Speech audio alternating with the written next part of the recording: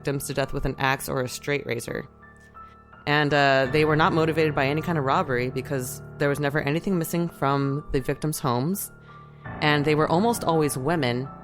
The only times that men were murdered were if they were seemingly in the way of him murdering the women.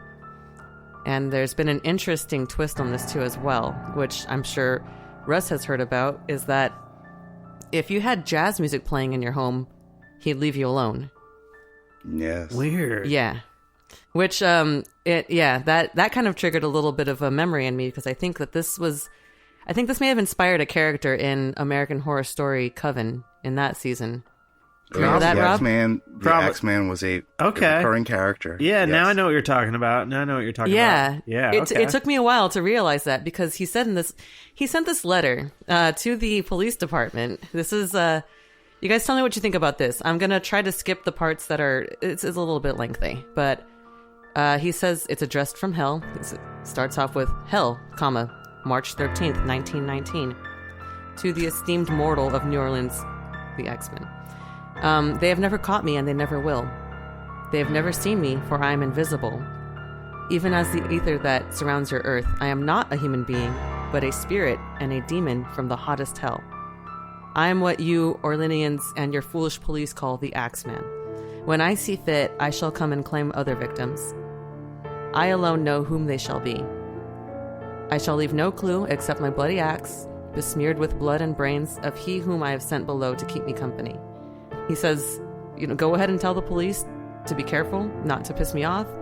But, of course, I am a reasonable spirit. I take no offense at the way they have conducted their investigations in the past. In fact, have been so utterly stupid as to not only amuse me, but His Satanic Majesty and Francis Joseph, etc. I don't know who Francis Joseph is.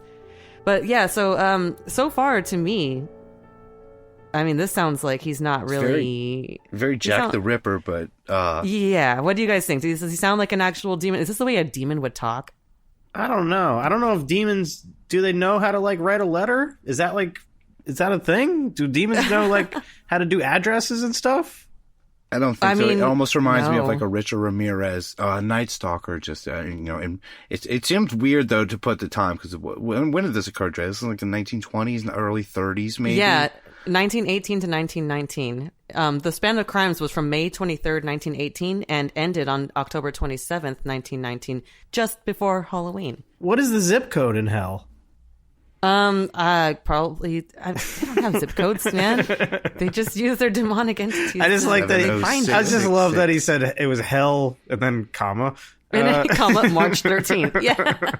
That's what kind of made it feel like a kid wrote it. Well, that's what made me think Jack the Ripper, because he used to sign from hell on his. And I don't know, maybe he was never caught either. This could be another other persona taken on later in life. It's true. It seems like New Orleans, of all places, would be the easiest place to kill people. Just because of, the debauchery of the times. At certain times of year, you could definitely get away with offing a few people without anyone noticing, probably. Right? Yeah. You would think so. And then, not to mention, of course, I mean, what kind of music is New Orleans known for, And jazz. If he likes jazz music, he's going to go to where jazz music is. But why would you go to a place that would make the music that you love and kill the people therein unless they didn't appreciate it, right? Yeah, or maybe he was trying to control himself, and he went there so that maybe he wouldn't kill people if he was there, because he wouldn't kill people who were listening to the music. So maybe this is ragtime, syncopated fools must have improvisation. Yeah, he was against all that. A very good angle, because he does go on to say in this letter, I'm going to skip a little bit, but in this letter he goes on to say, he warns people. He gives them a chance. He says, now, to be exact, at 12:15, in parentheses, earthly time, on next Tuesday night, I'm going to pass over New Orleans, and in my infinite mercy, I'm going to make a little proposition to you people. Here it is. I am very fond of jazz music, and I swear by all the devils in another regions that every person shall be spared in whose home a jazz band is in full swing at the time I have just mentioned. If everyone has a jazz band going, well then, much the better for you people. Yeah. One thing there is was certain no Superdome back then. You couldn't just put all the jazz and all the people in the same place. Yeah. Well, there's one more little thing. He actually says something about the slang that this guy presents. One thing is certain. and that is that some of your people who do not jazz it out on that specific Tuesday night, or if there be any, will get the axe. That sounds like a Square wrote that he's trying to pretend to be jazzy. Jazz it out. You're not jazzing it up, this jazz demon style. wants you to jazz it out, and if you don't jazz it out, you're going to get the axe. Wow. What a sassy bastard, jazzing it out. And what is he? How many bands does he think there is? The numbers don't work out, man. To be fair, I mean, to throw a rock there, there's a lot of jazz bands around New Orleans, especially back then. Maybe it just everyone came from jazz bands and just did other stuff later. Maybe that's why it's so prolific, was because this guy scared everybody into liking jazz more. And hey, whose definition is a jazz band? You got a few instruments lying around, that's a jazz band. True. You got a drum, you got a washboard, you got a drum, you got a wash tar. You got a wash tar, you got a jazz See band. that? I'm a jazz band right now. You brought the wash tar onto the main? Oh my gosh, that's usually reserved for Patreon episodes. Or well, great. Halloween, now you just jazzed up coming. This episode. That's and my axe right there. There you go. He's just protected all of you listeners by playing a little bit of jazz wash tar. You're welcome. Thank him. Yeah. Oh, so that's my little story, but I mean, some people have said that there were maybe some unfortunate, just to bring it back, I guess, to the Goat Man thing, some like racial motivations, because the majority of victims were Italian immigrants or just like any kind of quote non-white, but the majority were Italian, which is really unfortunate. Like, I hope it's not that. I hope maybe it's just they don't like jazz music. I don't know. Yeah, the Axeman trapped him and they said, "Let me out." And he's like, "No." Yeah. I don't want to hear the Godfather theme again. Oh, Russ. I would rather it be a demon who just likes jazz music than some, racially motivated piece of shit. True. Demons are eternal, and they have lived an eternity of bad music. And once jazz comes along, who can blame them for wanting to hear more? Yeah, good point. Well, I want to say thank you, Drea. You really pulled this out of the silly side, or kind of silly, creepy side with letting me out. But the Axeman, excellent choice for this Halloween. Excellent, you might say. And on that, we're going to get out and we're going to play you the actual pumped up loud version without me talking over it. Here is Aaron with his 2019 Unbelievers Podcast Halloween theme.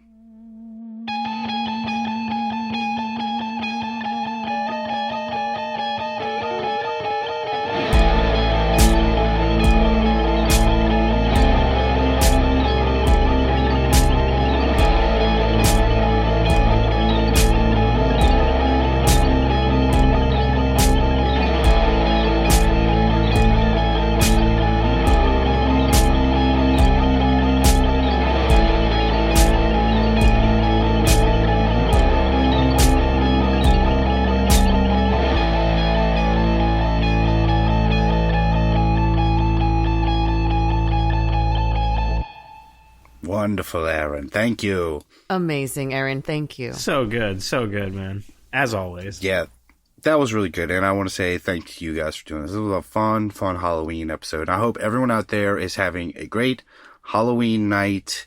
And what else? We got to have a poll for this because this is perfect. What should the poll be? What's the scariest Halloween story from tonight? What's your favorite candy? No, yeah, absolutely. It should. Candy? Yeah. What was your favorite story out of all of these? Because this was my first time hearing most of these, so I kind of want to vote. So the options will be the haunted bench number 29 at Griffith Park, the Goatman's demonic gate bridge now featuring woods, or Let Me Out, or the New Orleans Axeman.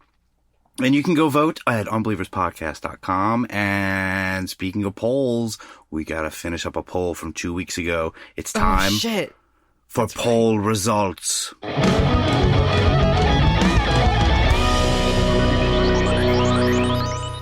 2 weeks ago's poll, who is the hero of the Spotsville Monster? Remember that?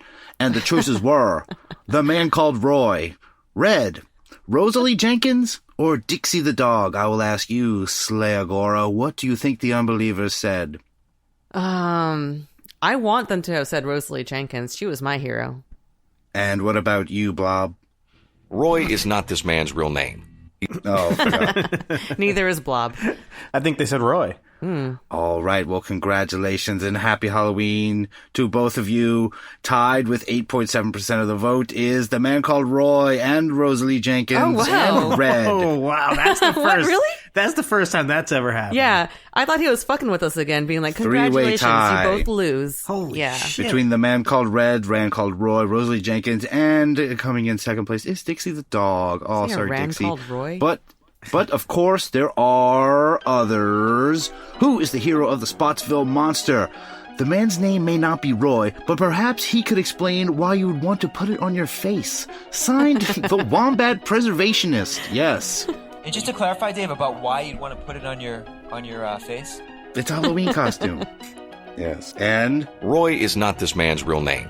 all right, that was from Wombat Preservationist. Very good, Wombat Preservationist. Thank you. Who is the hero of the Spotsville Monster? The amorous Bigfoot in the woods. Hey, come here and check this out. Signed, the Puckwudgie. Ooh, the amorous no. Bigfoot. I know what that is. Hey, come here and check this out. Yeah, come check out this amorous Bigfoot. Love the wording, Puckwudgie. Oh, God. No. So that's how that... Oh, gross. No more of that, That's please. the hero Puckwudgie needs. Who is the hero of the Spotsville Monster? Nunley your goddamn business. Signed, the Spookish Man. Oh, we don't have one for that, but that's a great one. Thank you, Spookish Man. Love it. Who is the hero of the Spotsville Monster? We don't know. Signed, J. Kelly. Maybe you're right. We don't know. Yes. Keeping it real with the old school one. Who is the hero of the Spotsville Monster? Whoever was knocking the bottom out of that Sasquatch in the woods on that recording. That's the hero to Unbeliever Braden. Oh, we got to hear it again. No.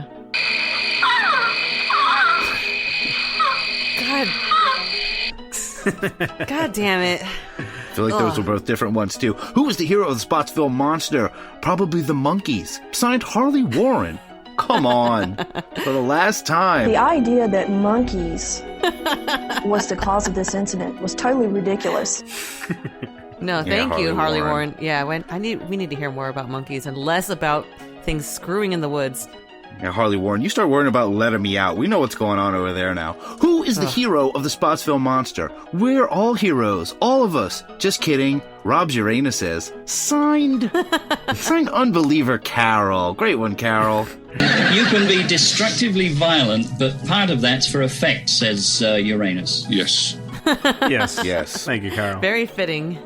Great one. Who is the hero of the Spotsville Monster? Probably a man, LOL. Signed, 2019 Twitter. Okay. Thank you. Exactly, dude. We should go find the Pigman. That man. There's a man. Okay, good job, funny. 2019 Twitter. Who is the hero of the Spotsville Monster? Plot twist. What if there is more to the story and the Spotsville Monster was the real hero? Of course, that's not his real name. Signed, Outlaw. Oh, I like that one. Just want to think I like about that it. one. Roy is too. not this man's real name. Oh, man. That could be this. Oh, shit, dude. We got Who is the Shyamalan. hero of the Spotsville Monster? Martians are shit or something. Signed at Nunchuck Bob. Thanks, Yes. Nunchuck Bob. All right. Martians are Yes. something. Yes. Love it. Every Bring it back. day. Who is the hero of the Spotsville Monster? There is no hero if this episode means we never get an episode about the similar Night Siege of Rome, Ohio case. Signed to Corrupted Mask. Ooh, I like it. The Night Siege of Rome, Ohio case. We'll look into a Corrupted Mask. Who is the hero of the Spotsville Monster? I can be your hero, baby. I can kiss away the pain. I will stand by you forever. You can take my breath away. Signed, Gray on the Roof. I have no idea if I was supposed to That's sing exactly that. how that song goes, Russ. Thank you. Thank you, Gray on the Roof. And Gray on the roof, observing us.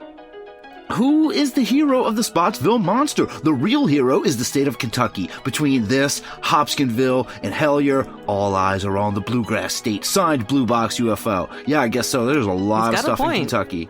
He's got a point. Got a point. Who is the hero of the Spotsville Monster? The black horse monster? I just wish Bigfoot was my dad. Signed, Kozanton. Oh, great one, Kozanton. A lot of good stuff there. Black sheep. I wish Bigfoot were my dad. Yeah. Oh, did we not great get one, the Kozanton. horse monster? We got to have a horse monster on Halloween. You might be thinking, horse? Monster? Man, good shit. All right. Who is the hero of the Spotsville monster? Whoever was fucking the